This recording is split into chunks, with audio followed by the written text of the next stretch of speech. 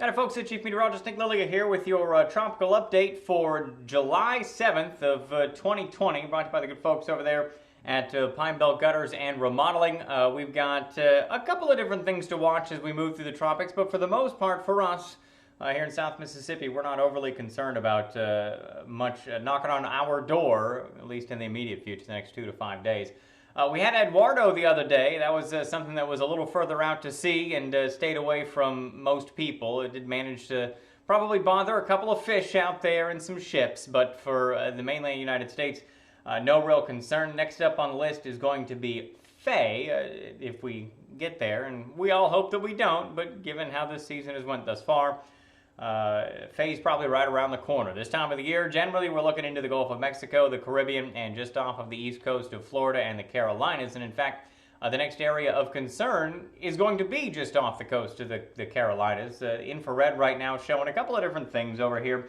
We've got, let's see if I can't pull this up real quick. We've got a little wave that is trying to hold together as best it can near the Greater and Lesser Antilles and down toward Puerto Rico.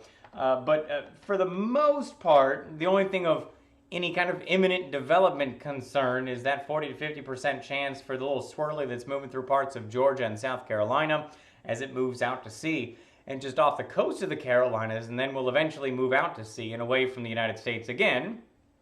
So we again may be talking about a named storm that doesn't actually bother anybody in the United States. Now, as we head through the next couple of days, you can kind of see it just off of the coast of the Carolinas, the 850 millibar of vorticity, 700 millibar moisture map. You can see that we've got that little curly Q right in there. It's just off the coast of the Carolinas. That's going to be the 40 to 50% area of concern. And as we head through the next couple of days, notice it gets itself pretty good and wrapped up once it gets back in behind the banner. Again, moving out to sea, not really bothering anybody.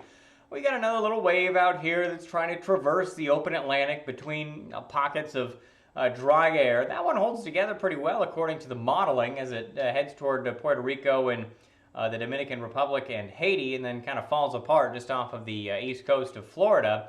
And then back in behind it, maybe another wave that tries to get into the Gulf of Mexico. We'll have to kind of wait and see on this one as we head toward about July 15th or 16th. But in the meantime, really not much doing across parts of the Gulf of Mexico, the Caribbean, and the open Atlantic. We are nice and calm outside of what's going to be happening just off of the coast of the Carolinas. So there's your tropical update for July 7th of 2020, brought to you by Pine Belt Gutters and Remodeling.